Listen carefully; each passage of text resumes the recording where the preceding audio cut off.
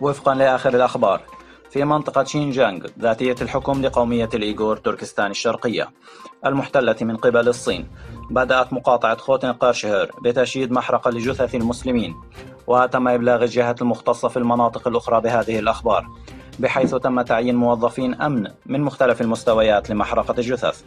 وأظهرت هذه الخطوة التي اتخذتها الحكومة الصينية أن الإيغور سيحرمون تماما من حقوقهم الدينية، وأن الحكومة تقوم باستيعاب جميع الإيغور للقضاء عليهم.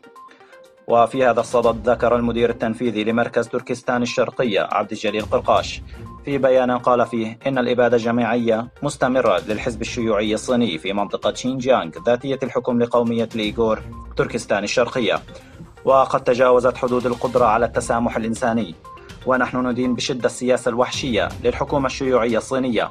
وفي اليوم العالمي لمكافحة التعذيب لعام 2018 ندعو الدول الأعضاء إلى استجواب الصين بشأن الوفيات من التعذيب في معتقلات إعادة التأهيل والتعليم الثقافي في تركستان الشرقية.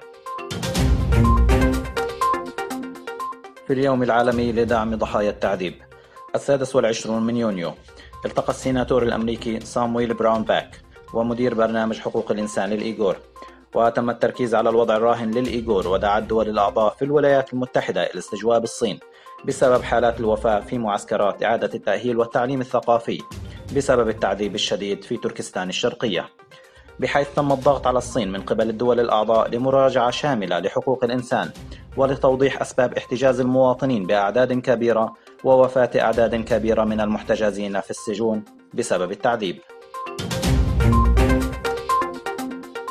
أفادت شبكة المعلومات في 21 من يونيو قيام الطيران الحربي للاحتلال الإسرائيلي بمهاجمة أهداف تابعة لحركة حماس في قطاع غزة.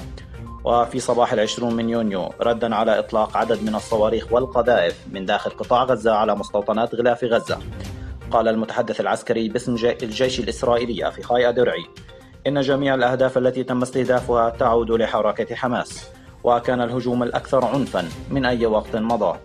ووفقا للتقارير فإن حركة حماس تسيطر على قطاع غزة، ويعتبر الاحتلال الإسرائيلي حماس حركة إرهابية.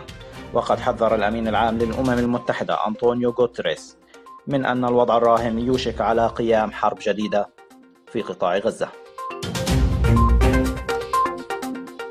وفقا لتقارير وسائل الإعلام الأمريكية فإن المدعين للحزب الديمقراطي في 17 ولاية بما في ذلك نيويورك وكاليفورنيا قاموا بإطلاق دعوى مشتركة في 26 من يونيو ضد سياسة فصل اللحم والدم التي تنفذها إدارة ترامب على الحدود. وتم تقديم لائحة اتهام في محكمة اتحادية في سياتل بنفس اليوم، وهذه أول دعوى قضائية تتلقاها إدارة ترامب منذ أن بدأت في تنفيذ سياسة عدم التسامح وفصل اللحم. ومن ناحية أخرى احتجت المحكمة الدستورية الأمريكية على قرار الرئيس ترامب بحظر دخول مواطني 7 دول إسلامية لأسباب أمنية. أفاد موقع دوتشي ويل الصيني إن الحكومة اليمينية المحافظة في النمسا مصممة على إجراءاتها في قضية اللاجئين، وقد أعلنت أنه تم إرسال أفراد من الشرطة والجيش إلى الحدود لبدء تدريب على كيفية طرد اللاجئين عند محاولة دخول البلاد. وقال وزير الداخلية النمساوي فولفغانغ سوبوتكا للصحفيين في موقع الحادث: في لحظة حاسمة ستفقد الدولة مصداقيتها في حال كانت لا تستطيع الدفاع عن حدودها بشكل فعال.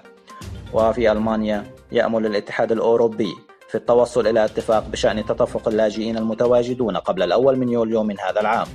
وإذا فشل الاتحاد الأوروبي في التوصل إلى اتفاق فإن وزير الداخلية الاتحادي سوف يفوض نفسه ويأمر بإعادة هؤلاء اللاجئين المسجلين في دول الاتحاد الأوروبي إلى الحدود الألمانية.